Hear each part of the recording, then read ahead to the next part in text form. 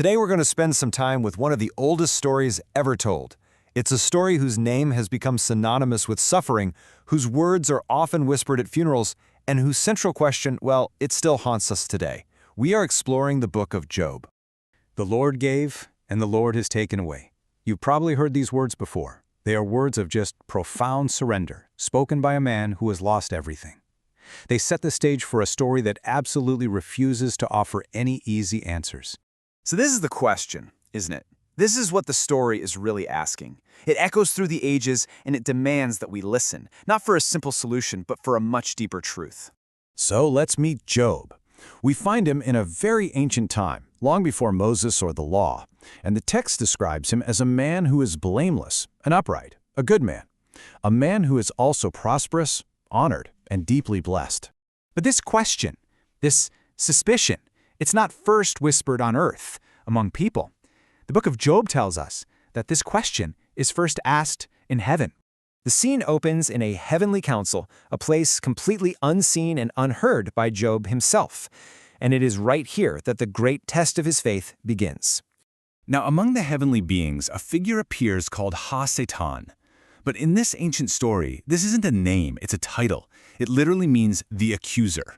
He is the prosecuting voice, the cynic, the one who has watched humanity and no longer believes in goodness for its own sake. So the accuser's challenge is painfully simple. Does Job fear God for nothing? Take away all the blessings, and I guarantee you he will curse you to your face. It's basically a wager on the integrity of a single human soul, a test to see if faith is genuine love or if it's just a transaction. And this part is absolutely crucial. Throughout his entire ordeal, Job is never told why. He has no idea about the conversation in heaven. He loses everything without context, without any explanation. His suffering isn't just profound, it is profoundly mysterious. From this point, the story just descends into unrelenting tragedy. Job's world is dismantled, piece by painful piece. And all the while, the heavens remain completely silent. One messenger arrives right after another, and each report is worse than the last.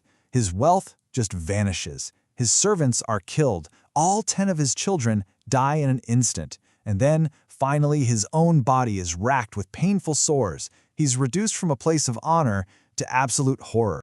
And in the midst of this, his wife says to him, "Curse God and die." Now these words, they're not born of malice. They come from the deepest kind of despair. It's just an exhausted plea to let the suffering finally end. Then, Job's 3 friends arrive, and at first, they do the wisest thing possible. They just sit with him, in silence, for 7 days. But when that silence is broken, they offer a kind of comfort that feels a lot more like an accusation.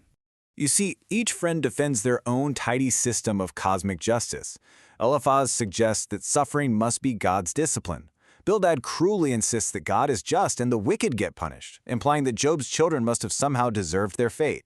And Zophar, he just argues that whatever sin Job committed, it must be far greater than he even realizes. They are full of answers, but they have no real compassion.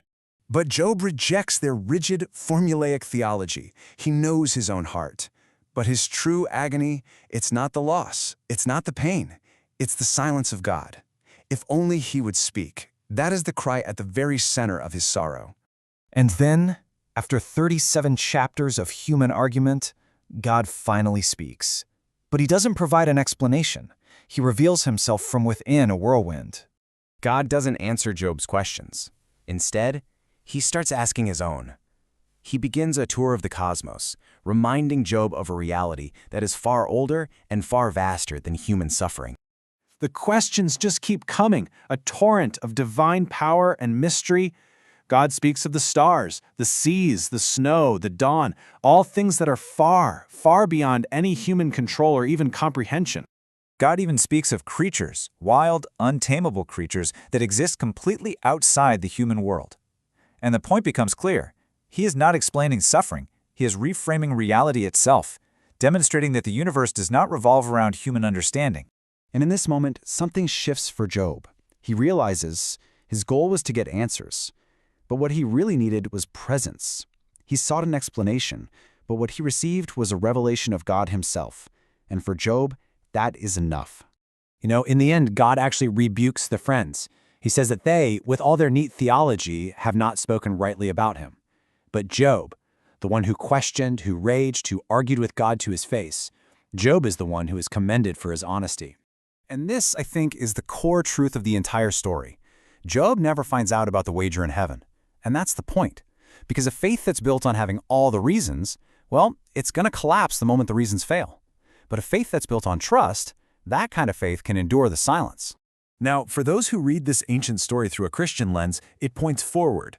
It almost casts a shadow of another righteous man, another innocent sufferer, another cry of abandonment, this time from a cross. My God, why? The Christian claim is that in this story, God doesn't just speak from the storm, but actually enters into it, providing not an explanation for our suffering, but a presence in our suffering. And that is the enduring wisdom of Job. It teaches us that in the face of life's steepest pain, the final resting place for the human heart is not in finding all the answers, but in finding peace with the one who holds them.